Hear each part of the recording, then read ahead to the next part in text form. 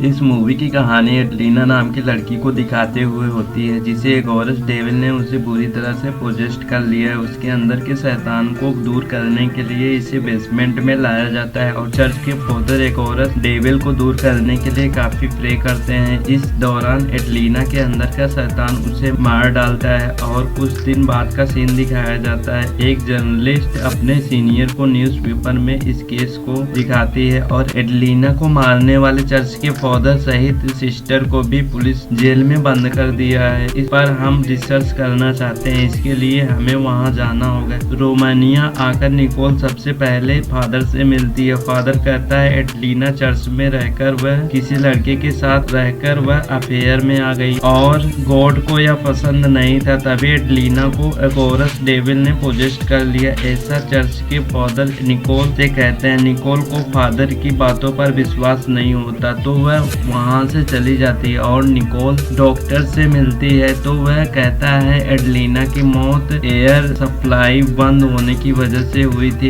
ऐसा लगता है कि उसका गला दबाया गया हो। इन सब पे निकोल को विश्वास नहीं होता तो वह चर्च में जाती है जहां उसका अंतिम संस्कार हो रहा था। एडलिना की क्लोज फ्रेंड थी जो वह रो रही थी। जब पूरा काम खत्म होने के बाद सभी लोग बाहर आते हैं तो निकोल उसके क्लोज फ्रेंड से बात करती है पर उससे कोई भी स्पष्टीकरण नहीं होता। तो निकोल एडलिना के फ्यूनरल वाले रूम में जाती है और उसके बॉडी को देखती है। तभी वहां रखी कैंडल बुझ जाती है और निकोल नोटिस करती है कि वह दरवाजा खुल गया है। जब वह उस रूम में जाती है तो देखती है कि एडलिना को इसी रूम में एक औरत डेविल से मुक्ति के लिए लाया गया था। नोटिस करती है यहाँ ब्लड ड्रॉप और क्रॉस मिलता है जिससे एडलिना को बांध कर रखा गया था। निकोल उसकी फोटो क्लिक करती है, तभी वहाँ पर जीसस आकर निकोल को बाहर निकाल देता है। निकोल को और जानकारी चाहिए, इसके लिए वह रात में बेसमेंट में फिर से जाती है जहाँ नोटिस करती है एक रूम को पूरी तरह से लॉक कर दिया है। निकोल उस रूम में जाती है और एडलिना के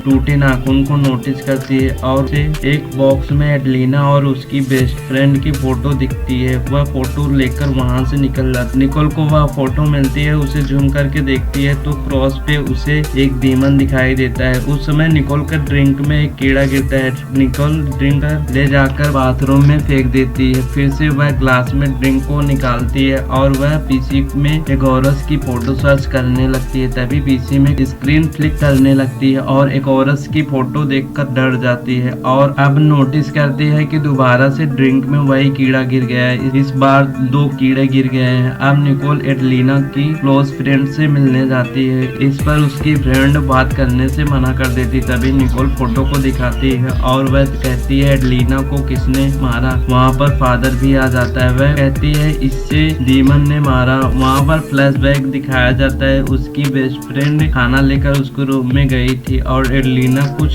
पढ़ रही थी। उसकी फ्रेंड जब उसे खाना देती है वह उसकी गर्दन पकड़कर उठा लेती है। वह कहती है मुझे छोड़ दो और वह डर जाती है और वहां से चली जाती है। और वह दूसरे दिन नोटिस करती है कि एडलिना के नाक से मकड़ी को निकलते हुए देखती है। दूसरे दिन निकल एडलिना की फ्रेंड से मिलती है जहां उसे मालूम होता है कि एडलिना किसी लड़के के अफेयर में आ गई थी। उसे लगता है कि वह एडलिना को धोखा दे रही है तो वह चर्च में गॉड से माफी मांगने के लिए वह यहाँ आई थी, लेकिन उसे डेविल ने पोजेस कर लिया और वह धीरे धीरे एडलिना पर हावी हो रहा था। दूसरे दिन निकोल डॉक्टर से मिलने गई थी तो उसे मालूम होता है कि एडलिना को चर्च के फादर मेंटली डिस्टर्ब करते थे, जिसके लिए वह डीमन और भी अग्रेसिव हो गया था और उसकी मौत का कारण बन गया। यह मूवी की स्टोरी सेकेंड पार्ट में विस्तार से जानेंगे। इसके लिए चैनल को अभी सब्सक्राइब करिए और बेल नोटिफिकेशन को हमेशा ऑन रखिए। मिलते हैं सेकेंड पार्ट में। Thanks for watching.